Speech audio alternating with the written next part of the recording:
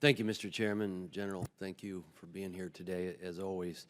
You know, on September 11, 2001, an attack was launched on America from a place that most Americans never heard of, and by a person that most Americans had never heard of.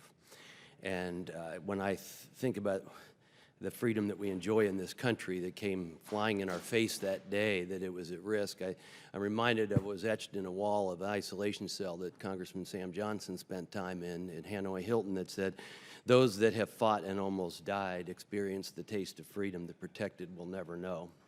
And I think sometimes your accomplishments and the accomplishments of our military now and throughout history and the freedom that we enjoy are often taken for granted in America, and I think that that needs to be recognized. I think that many in America and some in this room don't fully understand the effort and sacrifice that went behind every one of those ribbons and pins that you wear and so many in our military wear.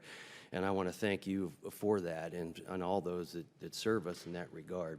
And one of the things that you said today that really stuck out to me, and I think you know why, as a veteran of Iraq, what stood out to me was when you said, we honor their memory by building a stable Afghanistan. And I think that there's a lot to be said for that. And I think history has shown, and I believe that the greatest chance for peace on this earth comes from a strong U.S. military that can be reactive, can be postured well, and can serve as a deterrent to evildoers. And I think that's really what we're after. I think that's what we want to see happen. And so my question today is, what do you think would be the bare bones level that we can maintain in Afghanistan to prevent a vacuum like we've seen in Iraq? And what level gives you the most comfort or most assurance that that won't happen?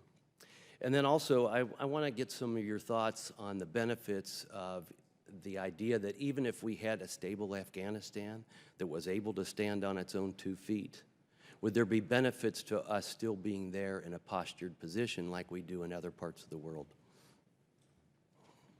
Sure, thanks for the question, and thank you for thanks, sir. I think, so I don't want to go into details on numbers and level. Again, I provided options to the senior leadership. I feel comfortable within those options that I've laid it out in terms of risk. You know, higher is less, less increases at risk in general terms, but I feel comfortable in those options, and I know that senior leadership will continue to look at those and weigh those, and I provided pros and cons of all that. But it was based on capability as we look forward, so not numbers, but what capabilities needed based on Afghan capability, and then as you said, you know, I have a U.S. CT mission as well, and we took a hard look and included that in there. I do think on, you know, presence equals influence, and if you have people on the ground, you have influence, and if we're not there to provide influence, somebody else is going to be there. Whether it's Russia, China, Iran, you name it, the U.S. and having people on the ground provides influence. And long-term benefits from even a stable Afghanistan? Sure. You know, Afghanistan lives in a neighborhood that doesn't follow the rules. You take a look at the countries that are around it, a very, very tough neighborhood. And again, presence equals influence. Building a stable Afghanistan to provide stability in that region, having a partner that wants to partner not only with the U.S. but the other coalition nations is key. We haven't had that the last several years. And I think we have an opportunity today to take advantage of that for a very modest continued investment in both money and personnel. Thank you very much, General. I yield back.